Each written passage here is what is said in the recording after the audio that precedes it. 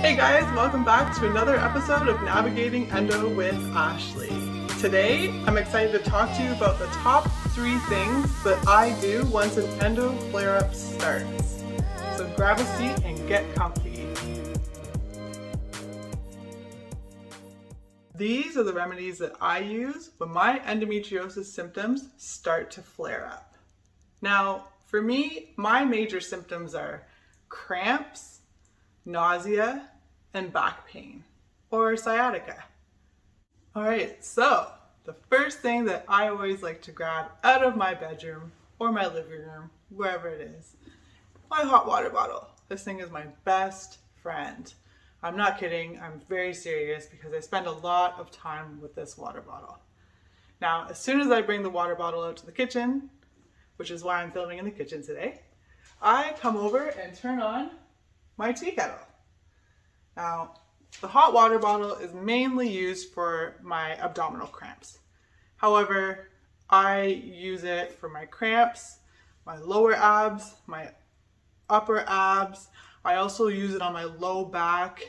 I use it behind my shoulder blades, wherever I'm feeling very crampy and uncomfortable and where heat feels like a relief to me. So once I have the hot water ready to go and my hot water bottle all set up, the next thing I grab is tea. So my favorite go-to tea is peppermint tea. I particularly like Twinings because it has a lot of flavor, but sometimes I like to have fresh ginger tea. Now when I say fresh ginger tea, I actually mean that I'll make it myself. So for my ginger teas, what I typically do is just chop up some ginger, add a little lemon, add some honey for flavor, and add it to boiling water. However, if I'm having a very severe endo flare-up and it's already in full force, I don't have time for any of that. Don't have the patience, don't have the stamina, likely can't even stand up at that point, so that just goes out the window. However, if I do have fresh ginger in the house and I'm still at the beginning of a flare, I might cut off a piece and just start chewing on it to help keep my acid reflux and nausea in check. And finally, the third thing that I really like to do as soon as I start to feel symptoms flaring up is I roll out my yoga mat. Now I'm not going to show you my yoga mat because everyone knows what a yoga mat looks like. However, I am going to show you these handy items. One is a therapy ball or a tennis ball. Whatever type of small ball that you have around the house, I find it really, really useful, especially when I'm laying on the couch in a crazy amount of pain.